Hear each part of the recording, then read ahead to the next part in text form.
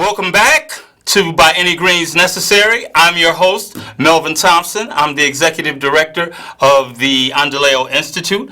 Endeleo is the Swahili word for progress, growth, and development.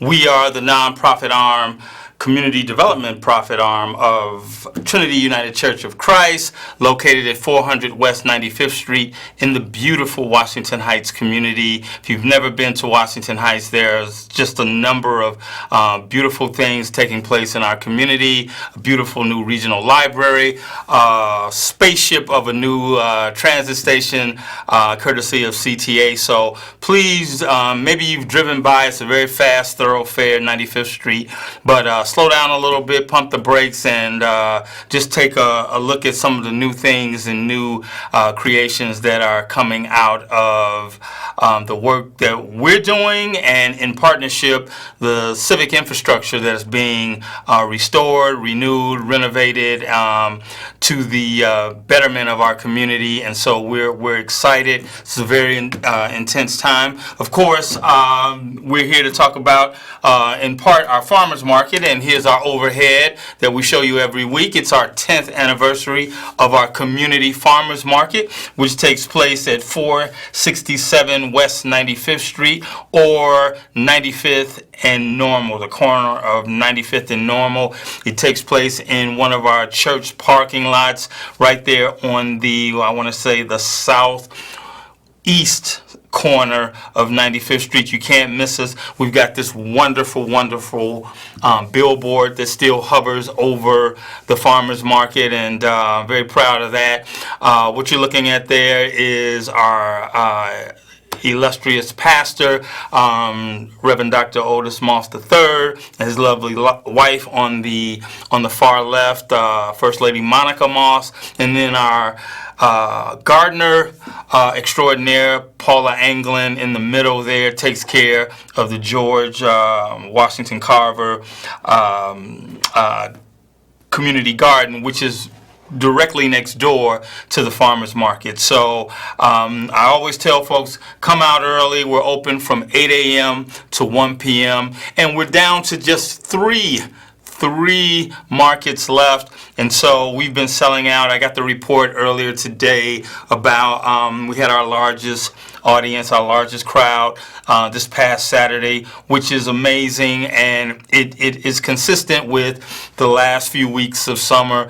Folks are trying to come out, savor it, get some of that really sweet watermelon. It's the season for it, and think about the delicious soup that Mr. Barker is actually packaging for you to store in your freezer in the coming months. So we still have a couple of bags in our freezer right now. So I'm just really excited. Kind of melancholy about the end of the market season, but it signals transition, and there's so many different things that are happening along the 95th Street corridor. And one day I'm going to just say that farmers market will be the first iteration of a year-round healthy food market right there, perhaps a cooperative of some sort where the community has ownership, and it'll be located somewhere very near the farmers market, and it'll be year-round, and it'll be on 95th Street because that's the goal, a health-conscious 95th Street corridor. So if you got any questions, I don't know if we're taking calls today. It's the phone number is 312-738-1060. If you have any questions or comments about what you're hearing, or if there's something exciting going on in your community that we should know about, we certainly don't have all the ideas. I love to engage with you. You know that. So please give us a call, 312-738-1060. Just an interesting day in the life of a nonprofit. You start the day and you get some not so good news about funding, and then you end the day and you get some better than expected news about funding you didn't particularly anticipate. So it goes with territory. The bad news is harder to swallow, but it's all part of the same plate. And so I'm going to step out and say one day funding won't be the issue that it is for us today.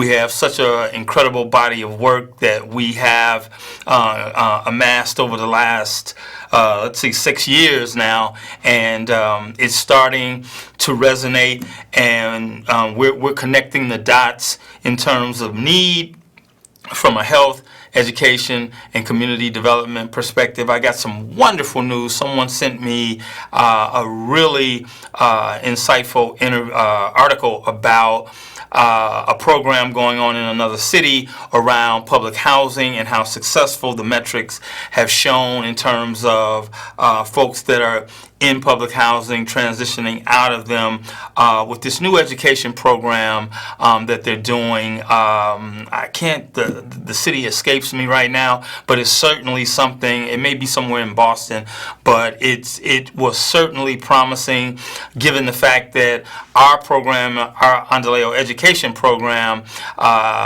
is actually executing on a upward bound grant, a federal grant from the U.S. Department of Education, and a lot of the salient points in this particular article that I read today we're already doing, and the fact that we have a low-rise public housing development right that fronts our 95th Street corridor is really going to be something that we can approach officials and the agency about implementing there.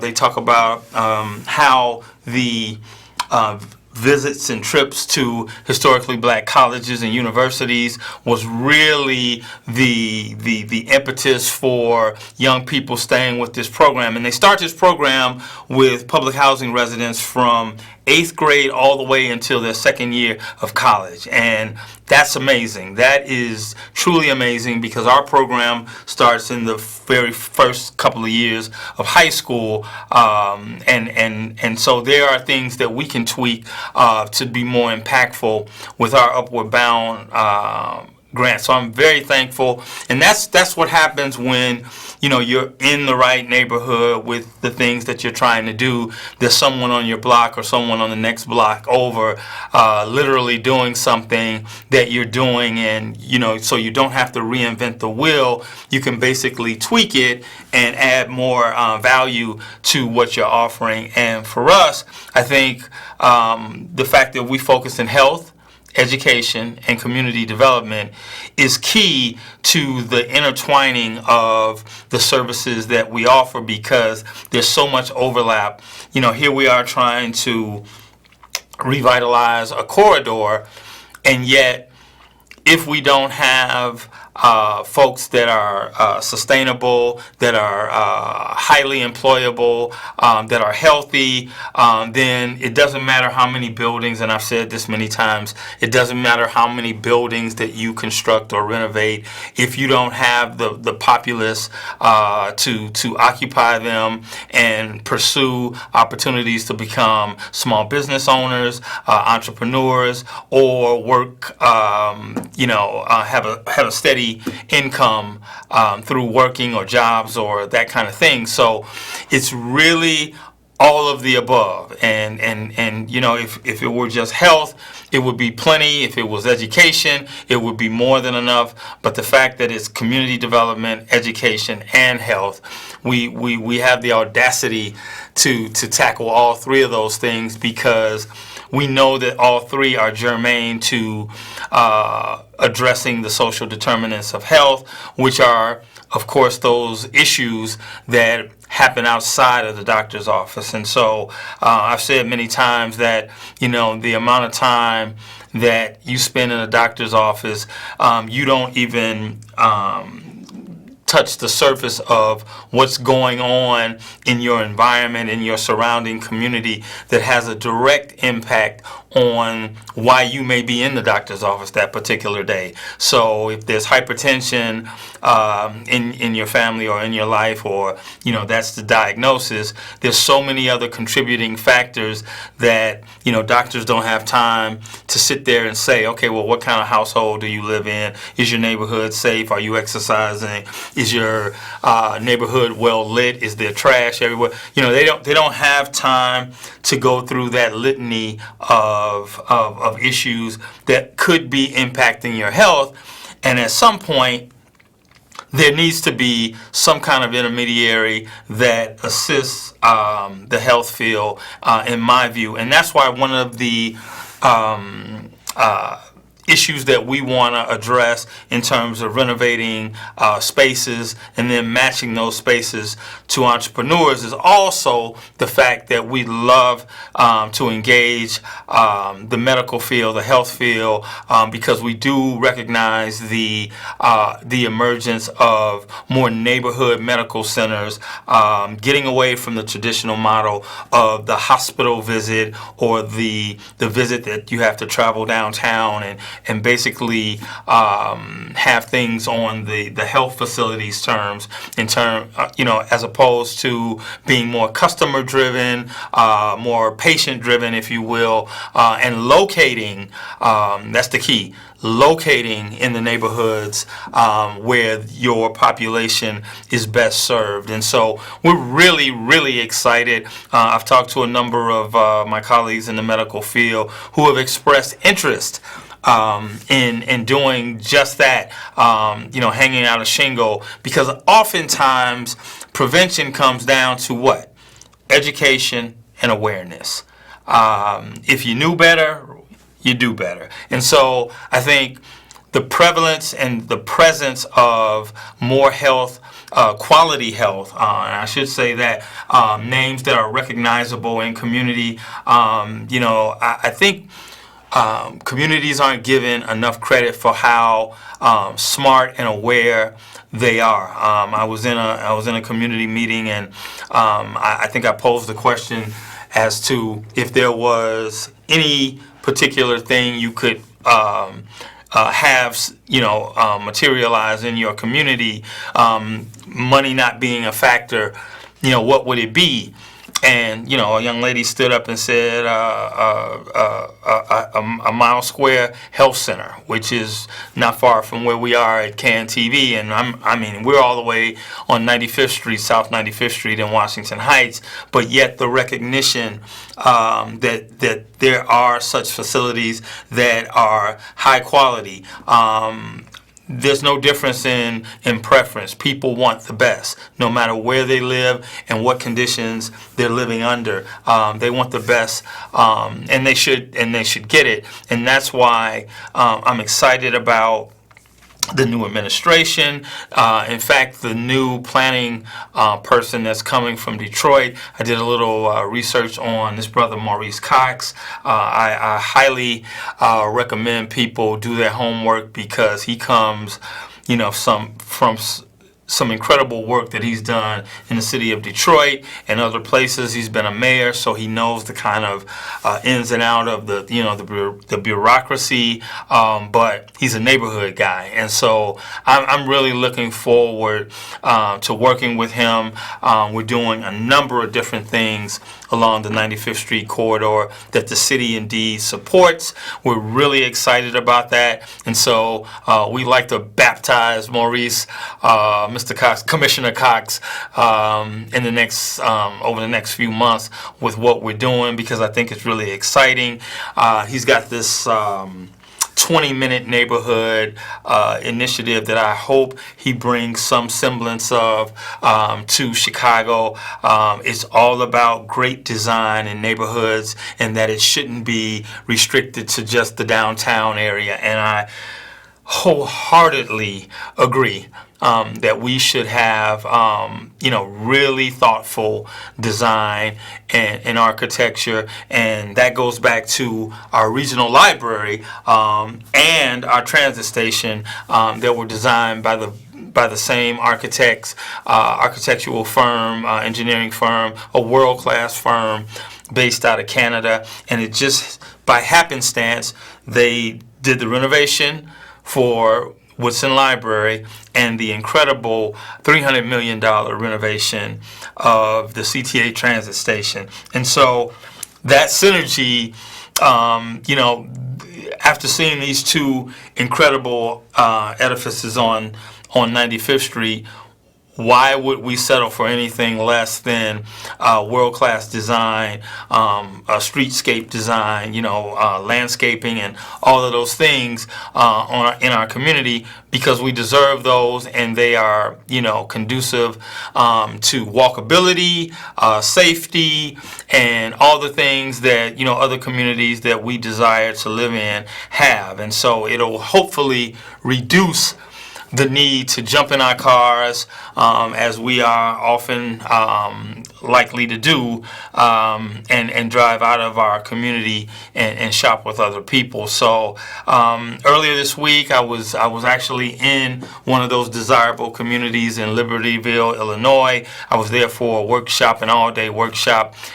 We secured some technical assistance from I don't know if you've ever heard of the National Main Street Center, where we were fortunate to secure some technical assistance for the next year on how we can revitalize our commercial district, which is just, again, connecting the dots and really coming at a time when we really could use the technical assistance from a national footprint perspective, implementing, successful things that have happened across the country. So, I made the long drive to Libertyville earlier this week, and it was well worth the trip. Interestingly enough, they were talking about transit as a focus point, and entrepreneurship, which are the 1-2 elements that Endeleo wants to pursue in the revitalization of this corridor, because we would love nothing more than to employ those folks that have struggled in our community, but have not had something literally brought to their doorstep in terms of opportunities to run your own business. Aspiration has no barriers, so there are certainly people who are looking, that had a dream, or maybe working out of their home and never thought about the idea of actually having a storefront. We want to literally make some of those things come to fruition, and make some dreams come true. But I think it comes down to confidence. And I think when you have so many different opportunities that we're pursuing along 95th Street, I've said many times, you need that. So a library comes online, a transit station comes online, we get a neighborhood opportunity fund grant from the city to repurpose a vacant building and make it the first neighborhood coffee shop, to have a sit-down cafe, a social gathering space. Those things all contribute to confidence building. And once confidence takes root, then people start believing, hey, you know what, maybe I can go out here and give it a shot, because all these things are brand new. The slate is clean. Perhaps I can invest in myself by investing in this community. And there's nothing like, the shop local mantra, right? So when that time of the year comes around, we should be doing it 52 weeks a year anyway, but when that really special focus on shopping local comes around, and I think it's due to come around before the end of the year, then you really want to focus on the businesses that are right within walking distance. And so again, I think we're just steps away from a new station in life, if you will. Not only a new transit station, but a new station, from a socioeconomic standpoint. And what a story it'll be, because first of all, there are communities that have been marginalized, throughout the south and west sides of Chicago, particularly public housing populations. And so to have, a community like that that's been kind of leapfrogged in terms of economic development, to actually be inclusive, you hear that word a lot, to be inclusive and make that population the focal point of the work that you're doing, is That's innovation, and that's the epitome of being inclusive, to make sure no one gets left behind, no one gets displaced. In fact, you grow the community that you already have. And so we're really just excited about the opportunities. Again, we're connecting the dots, and I think we're growing this braided funding model where we're not so dependent on one avenue, and with that comes the fact that we can spread our message across sectors, right? So the health field knows what we're doing, the philanthropic field knows what we're doing, the business, the community, government, local, state, federal, all of those things. So you've got this braided funding mechanism that is less dependent on one source, and so it really is, I think, innovative, because I think what nonprofits tend to do is approach the same trough, and the unfortunate part about that is everybody's doing great work, everybody's doing impactful work, and then you start to pit yourself against other organizations that are doing similar work that you're doing, and it's just how about expanding and broadening the outlook, and looking in places that are not so traditional. And again, I make no secret of it. I encourage other organizations to do it, because one day funding won't be the issue it is today, and I'm going to keep saying that. There'll be other issues to deal with, but at some point, financial support won't be the issue. Maybe the issue will be more about sustainability and how you maximize the funding that you're now receiving, so that generations from now will be the beneficiaries of the money you receive today.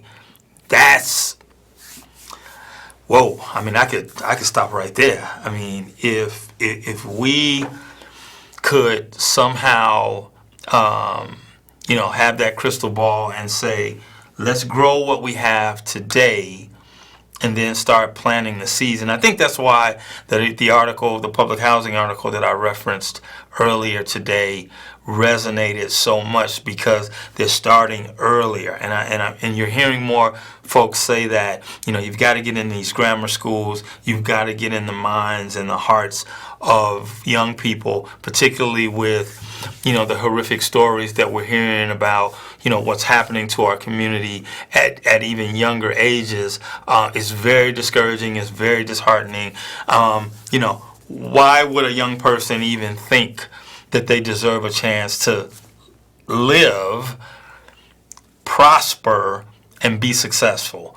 And so it's a hard juxtaposition when they're seeing these kind of things happening, and you're literally saying, you can do this, you can be this. And so that's why it's going to take a cross sector of police involvement, safety, public health, philanthropic organizations, churches, faith-based institutions, all of that. And that's why I'm most proud of the work that we do at Endeleo, because this is we're born out of Trinity United Church of Christ, and there's a lot of criticisms about churches across the city that seemingly have been criticized for not doing anything or not doing much in the communities that they serve, and I know that not to be true, because I know too many of my colleagues that are doing just incredible work. It doesn't happen overnight, and again, the negative tends to outweigh it, and so you don't see the food pantries and people getting assistance in getting into construction trade fields, because the number is small, but it's a start. I had a colleague, we supported a 3-on-3 basketball tournament at the church this past weekend during our farmers market, and one of my fellow deacons at Trinity sent me a note saying, "Hey Melvin, this was the best 3-on-3 we've ever had." And the guys who are typically, kind of doing the things that they shouldn't be doing were some of the main people having fun, playing ball, and really, how do you quantify something like that? Because for 3 hours, a lot of positive energy was going through a community that has seen its share of violence in the community, and self-hate and self-inflicted harm to itself. So to see that just a little money went such a long way is, for me, planting seeds in the future. So what we need to do is water those, and I do understand that there are going to be more activities around extending that, and we're going to be all part of it, because it's all part of the ecosystem that we're trying to grow here at Endeleo, by any means necessary, of course. So 3 weeks left. Please come out, experience African American farmers from Pembroke, Illinois. Just 3 weeks left. Come out, buy everything, make sure that they leave with nothing to take home, and we will see you. The weather will be perfect. I'm Melvin Thompson, Executive Director of the Endeleo Institute, by any means necessary. We'll see you next week.